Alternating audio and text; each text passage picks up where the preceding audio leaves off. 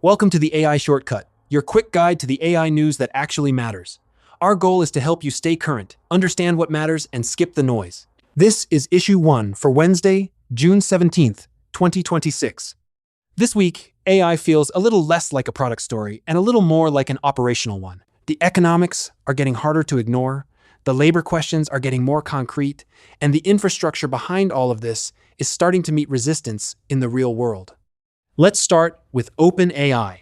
The Financial Times reports that OpenAI spent about $34 billion in 2025 while bringing in roughly $13 billion in revenue.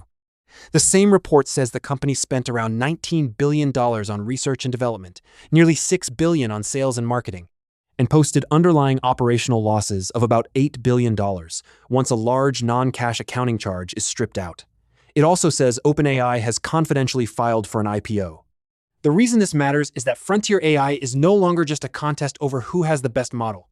It is also a contest over who can afford the compute, the talent, the infrastructure, and the losses required to stay in the race. If you're following AI as a product story, this is a useful correction. More and more, it is also a balance sheet story. That cost story connects to something even bigger: what AI changes in the world of work. AP reports that Anthropic announced a $200 million effort to study how AI will affect jobs and the broader economy. Then it followed that with Claude Core, a $150 million program meant to place 1,000 fellows into 400 nonprofits. What I find notable here is the pairing. This is not just a company saying the labor impact of AI matters. It is a company putting money behind both research and deployment. That does not solve the jobs question, obviously, but it does show that at least some labs are starting to treat workforce impact as an operating issue, not just a talking point.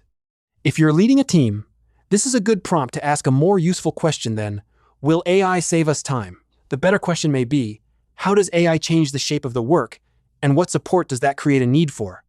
And from there, we move from labor to infrastructure. The Guardian reports that an 800-acre data center project in Coweta County, Georgia, is facing organized local opposition. Campaigners say they have gathered about 6,500 signatures in a county of roughly 14,000 people.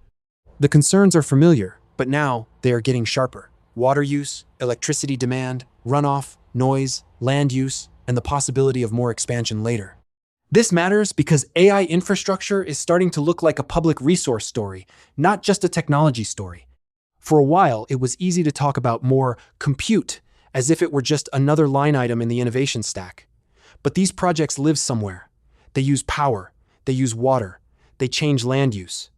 And that means local communities can become a real part of the constraint. A trend I'm watching this week is that AI agents are getting better fast, but supervision is still doing a lot of the real work. In a new paper on arXiv called Times Workbench Revisited: Workplace Agents 2 Years On, researchers say workplace agent benchmark completion rose from 43% in March 2024 to 89% in June 2026. They also say unintended harmful actions fell from 26% to 2.5%. That is meaningful progress. But the deeper lesson is not that people can stop paying attention. It is that the value is shifting toward workflow design, oversight, and review. Better agents still need good human systems around them. Also on arXiv this week, one useful tool to know about is Cloze. It is an open-source platform for studying human-AI conversations in a controlled way. It supports both major commercial providers and local models, and it can run either in the cloud or on-prem.